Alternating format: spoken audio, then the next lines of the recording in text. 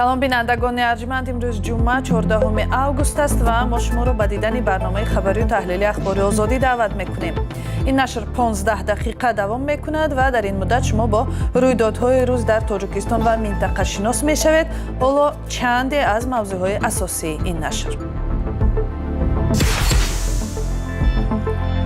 пас аз кушта шудани як шаҳрванди Тоҷикистон дар натиҷаи даргириҳо дар шимоли Афғонистон, нирӯҳои марзбонии Тоҷикистон ба ҳолати ҷангӣ оварда шуданд. мушовири президенти пешини Афғонистон 15 августи соли 2021 замони сари қудрат омадани Толибонро рӯзи сиёҳ дар таърихи муосири ин кишвар меномад. من آن روز را با غم اندوهی طاقت فرسایش به یاد دارم، روزی که میلیون ها جوان افغان امید خود را از دست دادند. 100,000 сомони ҷоиза ҳам барои дарёфти қотил кӯмак накард. таҳқиқи ду марги мармӯз дар ноҳияи Ҷаббор Расулов 1 сол зиёд аст ки идома дорад. мақомотои ҳифзи ҳуқуқ корбарӣ карда истоданд, локин то ҳол куштор муайян карда нашудааст. вале барномаро аз як хабари ахир шурӯъ мекунем. имрӯз баъди соати 15:14 ба вақти душанбе дар Тоҷикистон ва ҳам баъзе кишварҳои ҳамсояи он дар Осиёи марказӣ барқ қатъ шуд. аз ҷумла ба иттилои хабарнигорони радиои Озодӣ қатъи барқ дар шаҳрҳои Душанбе, Хуҷанд, Кӯлоб мушоҳида шудааст. инчунин дар Алматои Қазоқистон, Бишкеки Қирғизистон ва вилояти Сурхондарёи Узбекистон ҳам ҳамзамон барқро хомӯш карданд. вазорати энергетикаи Тоҷикистон бо нашри изҳороте гуфт, сабаби рух додани садама маълум нест ва он таҳқиқ мешавад, аммо вазоратҳои энергетикаи Қазоқистон ва Узбекистон онро ба мушкиле дар шабакаи ягонаи Осиёи марказӣ рабт доданд. гуфта мешавад, ҳоло ҳамаи кишварҳо талош доранд мушкил бартараф шавад. то ин лаҳзаҳо ки барномаи мо нашр мешавад, ҳанӯз ҳам таъмини барқ дар Душанбе ва дигар минтақаҳои Тоҷикистон барқарор нашудааст. бинандагони арҷманд, оё дар минтақаи зисти шумо ҳам барқ хомӯш шудааст? ба мо нависед. вазорати корҳои хориҷии Тоҷикистон дар робита ба кушта шудани як зани 21 сола дар ноҳияи Дарвоз ва нағзи ҳарими ҳавоии Тоҷикистон ба ҳукумати Толибони Афғонистон нота фиристод. ниҳодҳои давлатии Тоҷикистон ба сокинони деҳаҳои назди марзӣ, махсусан дар ноҳияи Дарвоз ҳушдор доданд, ки безарурат аз хона набароянд. эҳтимол меравад идомаи даргириҳо дар Афғонистон ба вазъи манотиқи назди марзии Тоҷикистон таъсир гузорад. тафсилот дар гузориши мулло Раҷаб Юсуфӣ аз шаҳри Душанбе. در پی آغاز درگیری‌ها میان نیروهای طالبان در بدخشان افغانستان که با تاجیکستان هم مرز است، سرحدبانان تاجیک به حالت آماده باش آورده شدند. دو منبع آگاه در مقامات قدرتی با شرط فاش نشدن نامشان به رادیوی آزادی گفتند فرمان آمادگی مرزبانان تقریبا یک هفته پیش صادر شد. مقامات درباره پرزور شدن نظارت در مرز تاجیکستان با افغانستان رسما چیزی نگفتند. همصحبتان ما در مقامات قدرتی میگویند که بعد کشته شدن یک ساکن 21 ساله ناحیه درواز، مقامات مسئله ارسال نیروهای علاوگی را برای نظارت مرز بررسی دارند. روز 13 آگوست جسمینه شیرینجان ساکن دهه دشتک ناحیه درواز از سری سلاح به دستان از افغانستان کشته شد. از این زن یک فرزند یتیم ماند. رئیس جمهور تاجیکستان امامعلی رحمان به خانواده جسمینه شیرینجان همدردی کرده به مقامات دستور داده است که تربیت کودک خردسال او را زیر نظارت بگیرند. وزارت کارهای خارجه جمهوری تاجیکستان در رابطه با این حادثه به جانب افغانستان یادداشت اعتراضی فرستاده است. در همین حال به ساکنان دهه‌هایی که در مرز با افغانستان زندگی می‌کنند دستور شده است که احتیاطکار باشند. ساکنان چند دهه اطراف شهرک قلعه خم مرکز ناحیه درواز به رادیوی آزادی گفتند که شب 13 به 14 آگوست برق بعضی دهه‌ها قطع شده است تا حرکت‌ها در دهه از آن سوی مرز دیدن نشود. به ساکنان همچنین توصیه شده است که با بلند شدن صدای تیرپرانی در آن طرف مرز در خانه‌های خود بمانند و بیرون نبرایند. در آن طرف مرز در ناحیه نوسه ولایت بدخشان افغانستان درگیری نیروهای حکومتی طالبان و افراد یک فرمانده ناراضی این گروه جمعه‌خوانی فاتح جریان دارد. گفته می شود که طالبان به اینجا نیروهای علاوگی فرستاده است. نوسه افغانستان در روبروی ناحیه دروازه تاجیکستان جایگیر است. تاجیکستان با افغانستان تقریبا 1400 کیلومتر مرز دارد. اکثر منطقه‌های دشوارگذر این قطعه مرزی هنوز مرزبندی نشدند. مولا رجب یوسفی، رادیوی آزادی، دوشنبه. و حالا به حادثه‌های 5 سال پیش برمیگردیم. 15 اوگوست سال 2021. در حالی که بیرونشوی نیروهای آمریکایی از افغانستان هنوز به پایان نرسیده بود، جنگجویان گروه افراطگرای طالبان کاخ ریاست جمهوری یا ارگ را در کابل تصرف کردند و بار دیگر نظارت را به این کشور همسایه تاجیکستان به دست گرفتند. بعضی از منصبداران سابق افغان و آمریکایی در صحبت با رادیوی آزادی درباره فروپاشی با سرعت حکومت، چگونه به دست طالبان گذشتن قدرت و تلاش هزاران ساکن ناامید شده افغانستان برای فرار از کابل نقل کردند. همکارم کیومرثی عطا در این باره گزارش می‌دهد. آشفتگی و وحشت و اضطراب در فرودگاه کابل.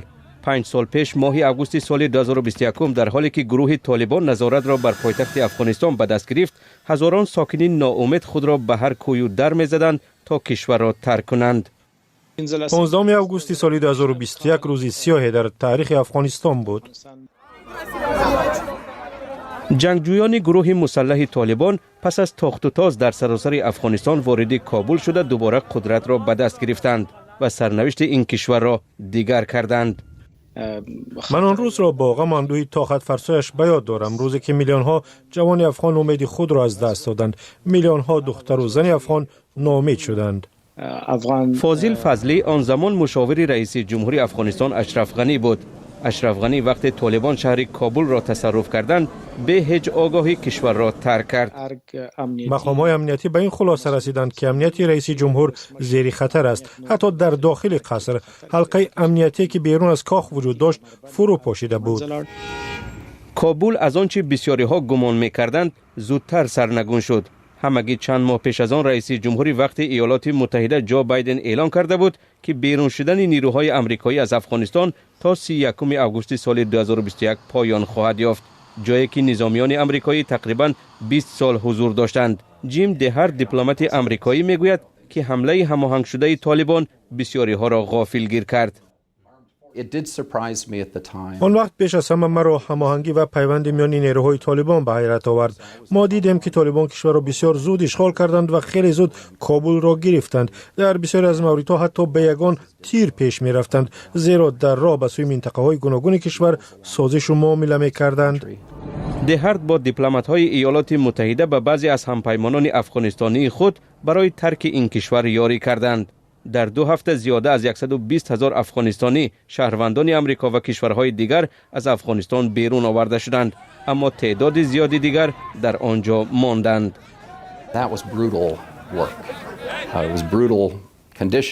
کار بسیار سختی بود. با داد و فریاد مردم در آن سوی دیوار، تیراندازی پیوسته و ردیاب‌های بالای سر شرایط نهایت سنگین بود. آدمان به داخل می آمدند، آفتاب چهره‌هایشان را سوزانده بود، می گریستند، واقعا آسیب روانی دیده بودند. سپس ماموران کنسولی ما مجبور شدند که تصمیم سرنوشت ساز بگیرند که آیا آنها به طلبات پاسخگو هستند و آیا می توانند بمانند یا نه. life or death decisions, whether or not they met the qualifications to stay. فاضل فضلی میگوید که فروپاشی حکومت افغانستان چند ماه پیشتر، زمانی که نیروهای ایالات متحده و ائتلاف بین المللی پایگاه‌های نظامی را ترک می‌کردند و تأمینات ارتش افغانستان را کاهش می‌دادند، آغاز شده بود. قطع یکباره حمایت از تمام نیروهای امنیتی عاقبت‌های فوق‌العاده خطرناک داشت. نکته مهم این است که ما برای ساختن کشور خود نباید پشتیبانی سیاسی یا نظامی خارجیان را چشمدار باشیم. دهرت هم میگوید از شتابکارانه بیرون شدن ایالات متحده از افغانستان و فروپاشی با سرعت حکومت در کابل میتوان سبق گرفت. به نظر من ما باید اندیشه و بررسی کنیم که در 20 سال حضور خود در افغانستان در روش نظامی، دیپلماتی و سیاست‌های خود چی خطا کردیم. در ضمن این مسئولیت تنها یک جانب نیست، مسئولیت به دوش هر دو حزب اساسی است. از حکومتداری گروه طالبان در افغانستان 5 سال گذشت.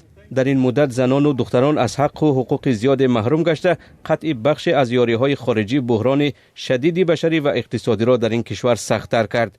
پیامد آن روزهای بی‌سر و سامانی در ماه اوگوست سال 2021 تمام نشده است و همچنان به زندگی میلیون‌ها افغانستانی تأثیر می‌گذارد. از زمان 2 حادثه مرگ در ناحیه جبار رسولوفی ولایت سوخت که یکیش کشتار می باشد بیش از 1 سال گذشت، ولی تا حال گناهکاران پیدا و به جوابگری کشیده نشدند. موضوع قتل پدر یک خاندان در پیش چشم فرزندانش در ماه ایون پارسال و بعد از آن مرگ شبهه برانگیز یکی از خویشاوندان این عائله در نشست رئیس ناحیه جبار رسولوف مطرح شد که 2 روز پیش برپا گردید. کشتار ظریف عبدالرحیموف 38 ساله زمان رخ داد که بسیاری ها در ولایت سوخت هنوز تحت تأثیر سلسله کشتارهای وحشتناک کانی بادام قرار داشتند و خواستار زودتر بازداشت شدن جنایتکاران بودند. فرزان محمدی صحبت‌های اخیر مقامات را در این باره خلاصه می‌کند. جنایتکاری در زمان 6 ماهی نمایندگان حکومت ناحیه جبار رسولوف میگویند که با گذشت 1 سال از حادثه کشتار در دهه سرچشمه این ناحیه عاملان آن بازداشت نشدند. رئیس ناحیه قبلا برای معلومات درباره گمانبران 100,000 سامانه جایزه تعیین کرده بود. سخن از کشتار مرموز 2 ساکن ناحیه جبار رسولوف در ماه‌های ایون و ایولی سال گذشته است. مسئله کشتار کردی مقامات حفظی حقوق کاربری که ایستادن، لیکن تا حال کشتار معین کرده نشده است. ظریف عبدالرحیموف 38 ساله شب 27 ایون در نزد فرزندانش از جانب 2 شخص نقابپوش کشته شده است. همسرش گلسنم عبدالرحیموف در صحبت قبلی با رادیو آزادی گفته بود که آن شب در بیمارستان بود، اما به نقل فرزندانش قاتلان اول پول طلب کردند. سوراخ خالد biz hech nimani aytmadik ku. Keyin qo'limizni orqamizga qo'yib bo'yladi, ko'zimiz bilan og'zimiz skochladi. وقتی ما هیچ چیز نگفتیم به دست و پای و چشمانمان سکاچ کرد. در همین حالت پدرم آمدند. بعد من ترسیدم که حاضر به پدرم یگان زیاد میرساند. یک علاج کرده سکاچ را کنده از جای خستم که آنها به طرف صحرا گریختند. بعد داد و وای کرده همسایه ها را جیغ زدم و دیدم که پدرم در پیش چشمم جان دادند. کارمندان دادستانی ولایت سوخت نیز گفته بودند که هدف غارتگری بوده، ولی به سبب خلل نرساندن به سیر تفتیشات از دادن جزئیات خودداری نموده بودند. چند ساکن دهه سرچشمه در ناحیه جبار رسولوف گفتند که تا این دم مقامات تفتیشاتی بسیاری ها را به بازپرسی دعوت و برخی را دستگیر کردند. سپس تقدیر آنها ناروشن مانده است که تا کجا به کشتار ربط داشتند. در روزهای اولی حادثه یکی از پیوندان ظریف عبدالرحیموف یعقوب ابراهیموف 50 ساله را هم مسئولان مقامات به ملیسه‌خانه و دادستانی برده درباره این موضوع پرسیدند. بعد 1 هفته قتل ظریف عبدالرحیموف او نیز 5 ایول به طور مرموز جان باخته است. پیوندانش گفتند که خودکشی کرد و رئیس ناحیه میگوید تفتیش مرگ او نیز ادامه دارد. من میخواهم که تیزتر حالت کشوده شود. آدمی که همین کار را کرده است یافته شود. همه جا تینجی است و مردم پی کار خودش است. فقط میخواهیم جنایت تیزتر آشکار شود. کشتارهای مرموز در شهر کانیبادام در سالهای گذشته در منطقه سوخت مردم را به تشویش آورده بود. مقامات آخر سال 2024 چندین نفر را در کشتار بیش از 20 ساکن آن شهر به سالهای طولانی محکوم به زندان کردند و 2 شهروند قرقیزستان را در پیگرد رسمی قرار دادند.